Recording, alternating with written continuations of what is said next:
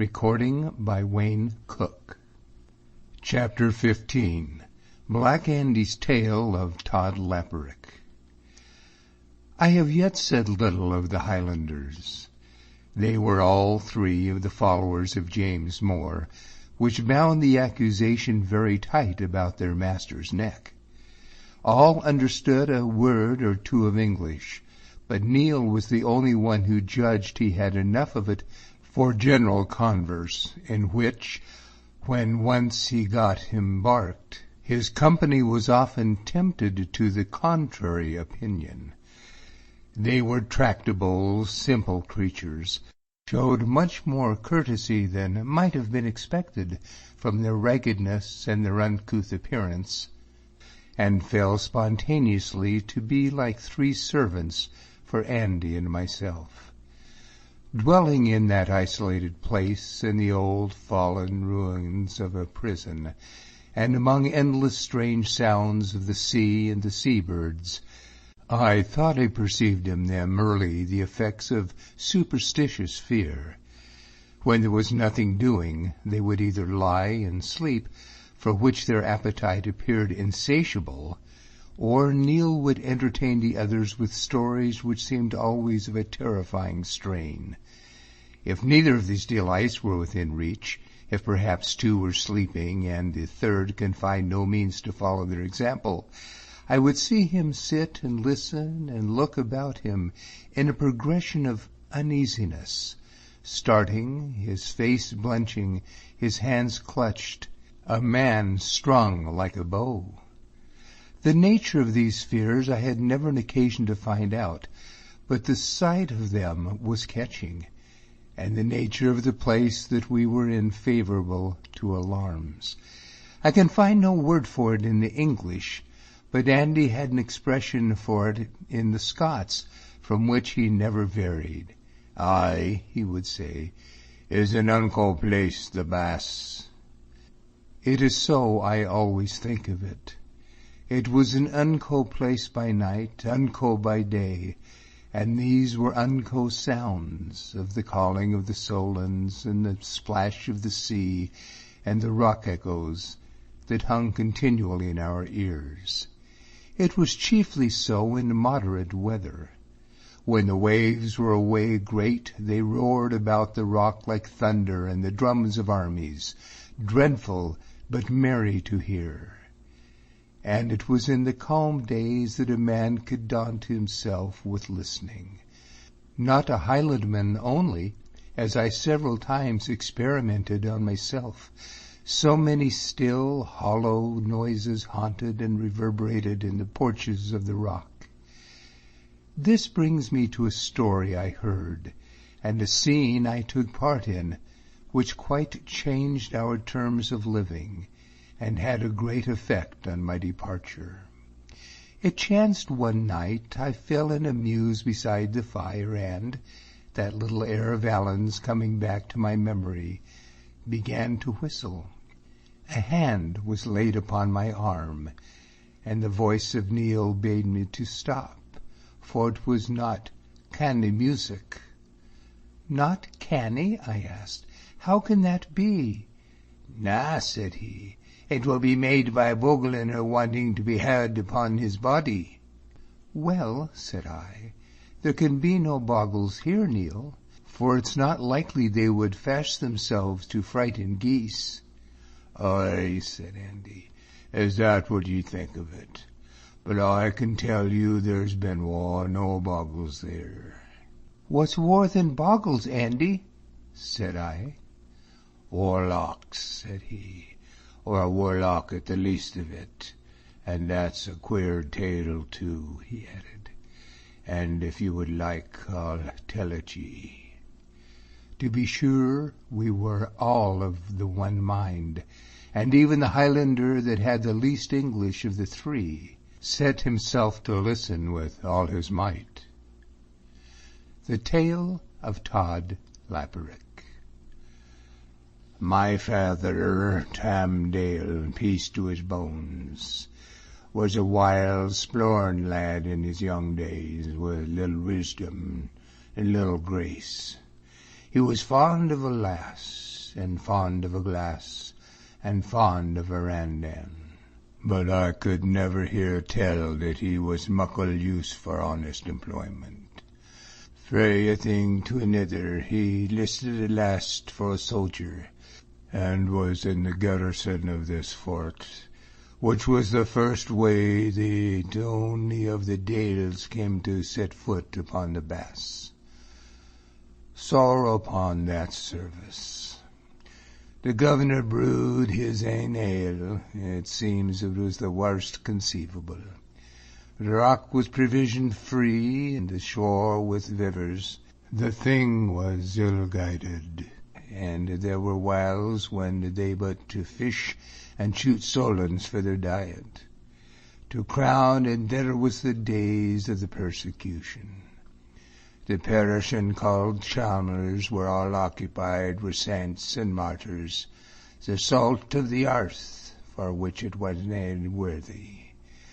And though Tom Dale carried a firelock there, a single soldier, and liked a lass and a glass, as I was saying, the mind of the man was more just than set with his position. He had glints of the glory of the kirk. There were whiles when his dand raised to see the large saints misguided, and shame covered him that he should be a holding a candle or carrying a firelock in so black a business. There were nights of it when he was here on sentry, the place a wishet, the frosts a winter may be riven in the ways, and he would hear any o' the prisoners strike up a psalm, and the rest join in, and the blessed sounds rising from the different chalmers, or dungeons I would rather say, so that this old crag in the sea was like a part of heaven. Black shame was on his soul. His sins hove up before him muckle as the Bass, and above it, that chief sin that he should have a hand in haggin and hashin at Christ's kirk. But the truth is that he resisted the Spirit. Day came, and there were the rousing companions, and his gold reserves departed. In their days dwelled upon the Bass a man of God. Peden the prophet was his name. You'll have heard tell of Prophet Peden. There was never the while of him since, and it's a question with many if there ever was his like afore. He was a wild peat hag, fearsome to look at, fearsome to hear, his face like the day of judgment. The voice of him was like a Solon's, and diddled in his folks' lungs, and the words of him like coals of fire. Now there was a lass on the rock, and I think she had little to do, for 'twas nae place for decent women. But it seemed she was bonny, and her and Tam Dale were very well agreed. It befell that Peden was in the garden his lane at the prayin', when Tam and the lass came by. And what should the lassie do but mock with laughter at the saint's devotions? He rose and looked at the twa of them, and Tam's knees connoitered together at the look of him. But when he spake, it was mair in sorrow than in anger. Poor thing, says he, and it was the lass he looked at. I hear you skirl and laugh, he says, but the Lord has a dead shot prepared for you, and at that surprising judgment ye shall skirl but the ae time. Shortly thereafter she was wandering on the crags with 2 or 3 soldiers, and it was a bally day. There came a ghost of wind, clatter by the coats, and away with her bag and baggage. And it was remarked by the soldiers, that she gaed with a skirl. Nae doubt this judgment had some which upon Tamdale, but it passed again, and him none the better. Aye day he was sliding with another soldier lad. "Dale hae me," quoth Tam, for he was a profane swearer, and there was Pedden glowering at him, gash and waffle, Pedden with his lang chaffs and lutin in, and Maud happed about his kist, and the hand of him held out with the black nails upon the finger-nibs, for he had nae care of the body. "Fie, fie, poor man," cries he, "the poor fool man.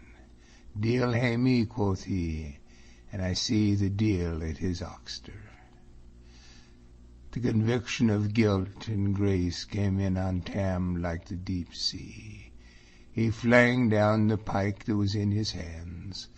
"I will ne'er mair lift arms against the cause of Christ," says he, and was as good's his word. There was a sky fight in the beginning, but the governor, seeing him resolved, gave him his discharge, and he went and dwelt and married in North Berwick, had I a good name with honest folk free that day on. It was in the year 1706 that the bass came in the hands of the Dalrymples, and there was 'twa men such the charge of it.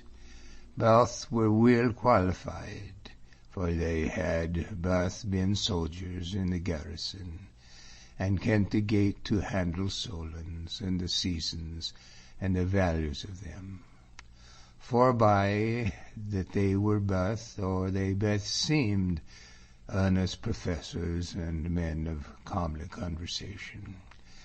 The first of them was just Tam Dale, my father. The second was an Liberec, whom the folks called Todd Liberec Mersley, but whether his name or his nature I could never tell. Well, Tam gaed to see Liberec upon his business, and took me, that was a toddling laddie, by the hand. Todd has his dwelling in the long lone benorth the kirkyard. It's a dark, uncanny lone, forby that the kirk has aye had an ill name since the days of James the Sixth, and the devil's cantrips played wherein when the Queen was on the seas. And as for Todd's house, it was in the markest end, and was little liked by some that kenned the best. The door was on the sneck that day, and me and my father gaed stretch in. Todd was a webster to his trade. His loom stood in the butt. There he sat, muckle fat, white hash of a man like Crish, with a kind of a holy smile that gart me schooner. The hand of him I cawed the Shuttle, but his een was streaked. We cried to him by his name. We skirled in the dyed lug of him. We shook him by the shoulder. Nae manner a service. There he sat on his dope, and cawed the Shuttle, and smiled like Crish. "God be good to us," says Tam Dale. "This is no canny." He had Jim said the word when Todd Liberec came to himself. "Is this you, Tam?" says he. "Haith, man, I'm blithe to see you. A while's fun to the bit dwam like this," says he. "It's frae the stomach." Well, they began to crack about the bass, and which of them 'twa was to get the warden of it, and little by little came to very ill words, and twined in anger. I mind well that as my father and me gaed home again, He came over and over the same expression. How little he liked Todd Laperick and his dwams. Dwams, says he. I think folk have burnt for dwams like yon. Aweel, my father got the bass, and Todd had to go wanting. It was remembered since saying that way he had ta'en the thing. Tam, says he, ye have gotten the better o' me once mair, and I hope, says he, ye'll find at least that ye expected at the bass. Which have since been thought remarkable expressions. At last the time came for Tam Dale to take young Solon's. This was a business he was well used with. He had been a craigsman frae laddie, and trust none but himself. So there was he, hanging by a line, spelderin on the craig face, where it's highest and straightest. Far 20 lads were on the tap, holding the line and minding for signals. But where Tam hung, there was nothing but the craig, and the sea below, and the Solon skirling and flying. It was a braw spring morn, and Tam whistled as he caught in the young geese. Many's the time I've heard him tell of this experience, and the sweat ran upon the man. It chanced, you see, that Tam keeled up, and he was aware of a muckle Solon, and the Solon piking at the line. He thought this by ordinary and outside the creature's habits. He minded that ropes was uncouth things, and the Solon's neb and the bass rock uncouth hard, and the 200 feet were rather mair than he would care to fall. Shoo, says Tam, away, bird, shoo, away wi' ye, says he. The Solon kicked down into Tam's face, and there was something uncouth in the creature's eye. Just the eye creak it glide, and back to the rope. But now it watched, and whistled like a thing demented. There never was a Solon made that watched as that Solon watched, and it seemed to understand its employ brawly, bruising the soft rope between the neb of it and the crunkled jag of stone. There gaed a cold stand of fear into Tam's heart. This thing is nae bird, thinks he. His e'en turned backward in his head, and the day gaed black about him. If I get a dwam here, he touched, it's by with Tam Dale, and he signalled for the lads to pull him up. And it seemed a Solon understood about signals, for nae sooner was a signal made than he let be the rope, spread his wings, squawked out loud, took a turn flying, and dashed straight at Tam Dale's e'en. Tam had a knife, and he got the cold steel glitter. And it seemed the Solon understood about knives, for nae sooner did the steel glint in the sun than he gaed the ae squawk, but lighter, like a body disappointed, and flagged off about the roundness of the craig, and Tam saw him nae mair. And as soon as that thing was gone, Tam had dropped upon his shoulder, and they pulled him up like a died corpse, daddling on the craig. A dram of brandy, which he never went without, brought him to his mind, or what was left of it. Up he sat. "Rin, Geordie, rin to the boat, make sure of the boatman, rin," he cries, "or yon Solon'll have it away," says he.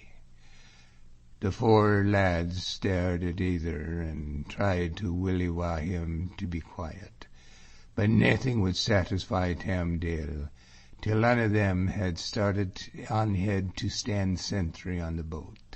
The others asked if he was for down again. "Nah," says he, "and neither you nor me," says he. "And as soon as I can win to stand on my 2 feet, we'll be off frae this craig a swatting." Sure enough, nae time was lost, and that was all muckle. For before they won to North Berwick, Tam was in a crying fever. He lay o' the simmer, and wha was sae kind as some spearing for him but Todd Laperick. Folk thought afterwards that ilka time Todd came near the house, the fever had worsened. I kenna for that, but what I ken the best, that was the end of it. It was about this time of the year. My grandfather was out at the white fishing, and like a bairn I but to gang with him. We had a grand take, I mind, and the way that the fish lay brought us nearin by the Bass, where we foregathered with another boat that belonged to a man, Sandy Fletcher, in Castleton. He no lang died neither, nor ye could speir it himself. Will Sandy hailed. "What's yon on the Bass?" says he. "On the Bass?" says grandfather.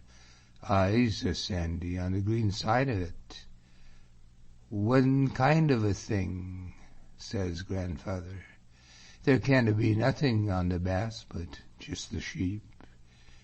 "It looks unco like a body," quoth Sandy, who was nearer in. "A body," says we, and we none of us liked that. For there was nae boat that could have brought a man, and the key of the prison yet hung o'er my father's at home in the press bed.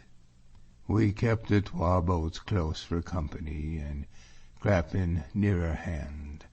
Grandfather had a glass, for he had been a sailor and captain of a smack, and had lost her on the sands of Tay.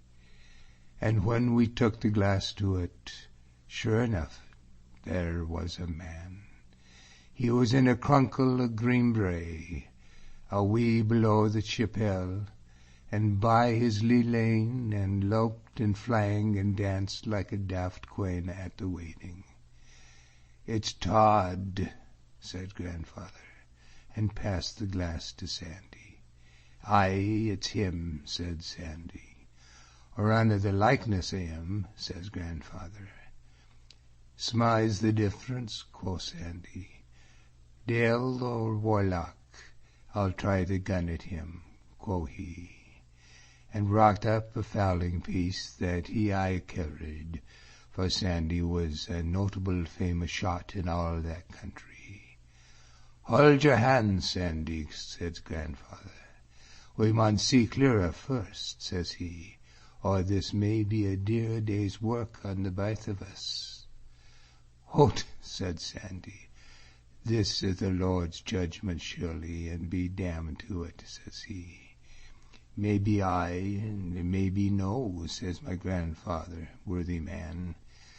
"But have you a mind of the procurator fiscal, that I think you'll have foregathered wi' before?" says he. This was o'er true, and Sandy was a wee thing set a gee. "Aweel, laddie," says he, "and what would be your way of it?" "Oh, just thus," says grandfather.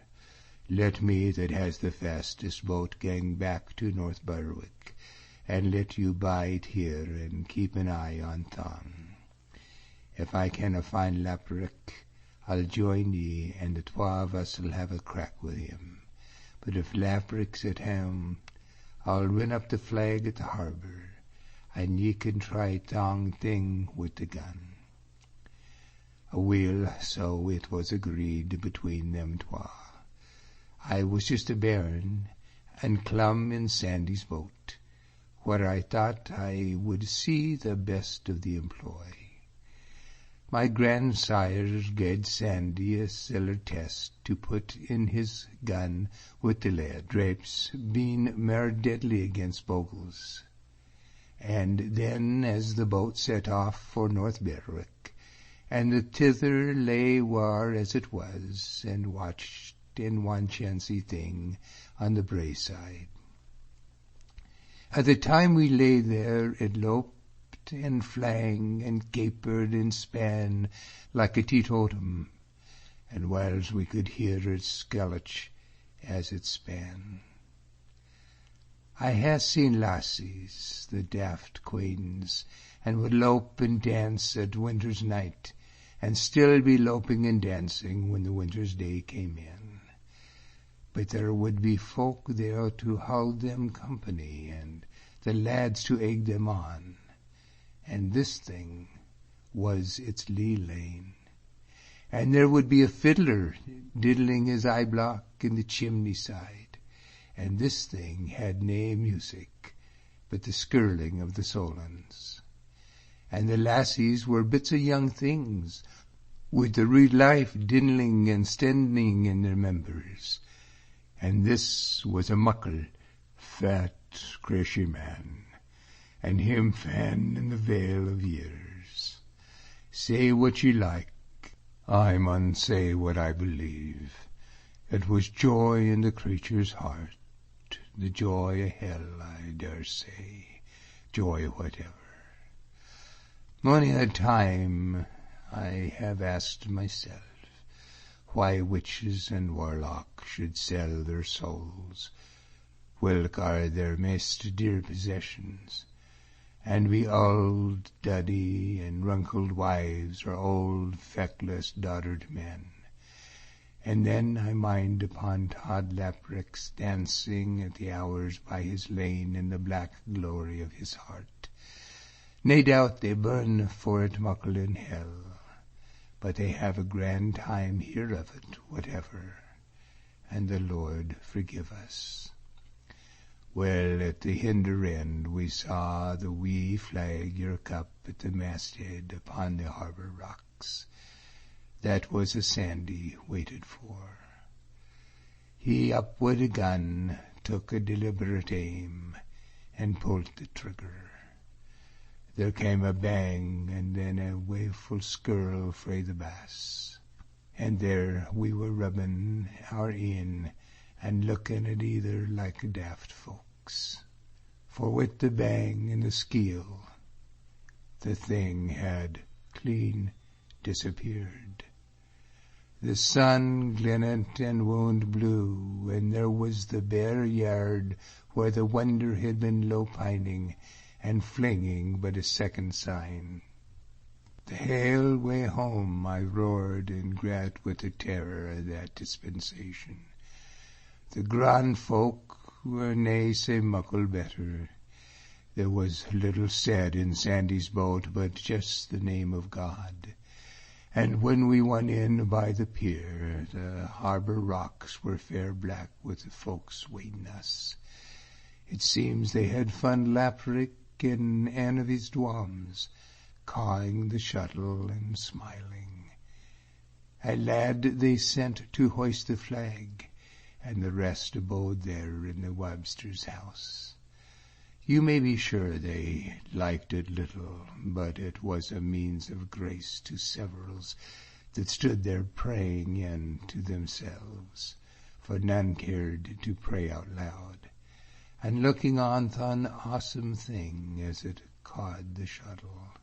Sighing upon us suddenly, and with the eye dreadful skelch, Todd sprang up frae his hinderlands and fell forth on the wab, a bloody corpse. When the corpse was examined, they laid drabs nearly played buff upon the warlock's body. Sorrow a laid drap was to be found, but there was grandfather's siller tester in the puttock's heart of him.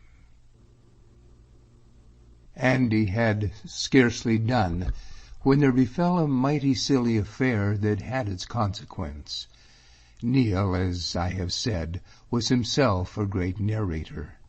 I have heard since that he knew all the stories in the Highlands, and thought much of himself, and was thought much of by others on the strength of it. Now Andy's tale reminded him of one he had already heard. "She would ken the story afore," said he. "She was the story of Ustenmore and Magay Fleherig and the Graver Vor." "It is no such thing," cried Andy. "It is a story of my father, now a god, and Todd Laperick, and the same in your beard," says he, "and keep the tongues of ye inside your Highland shafts." In dealing with Highlanders, it will be found, and has been shown in history, how well it goes with Lowlander gentlefolk. But the thing appears scarce feasible for lowland commons. I had already remarked that Andy was continually on the point of quarrelling with our three McGregors, and now, sure enough, it was to come. "There will be no words to use to gentlemans," said Neil. "Gentlemans," cried Andy. "Gentlemans, ye Highland stot. If God would give ye the grace to see yourself the way that others see ye, ye would throw your dinner up." There came some kind of a Gaelic oath from Neil, and the black knife was in his hand that moment. There was no time to think, and I caught the Highlander by the leg, and had him down and his arm to hand pinned out, before I knew what I was doing. His comrades sprang to rescue him. Andy and I were without weapons, and the Gregara 3-2. It seemed we were beyond salvation, when Neil screamed in his own tongue, ordering the others back, and made his submission to myself in a manner of the most abject, even giving me up his knife, which, upon a repetition of his promises, I returned to him on the morrow. Two things I saw plain. The first, that I must not build too high on Andy, who had shrunk against the wall and stood there, as pale as death, till the affair was over. The second, the strength of my own position with the Highlanders, who must have received extraordinary charges to be tender of my safety. But if I thought Andy came not very well out in courage, I had no fault to find with him upon the account of gratitude. It was not so much that he troubled me with thanks, as that his whole mind and manner appeared changed, and as he preserved ever after a great timidity of our companions, he and I were yet more constantly together. End of chapter 15.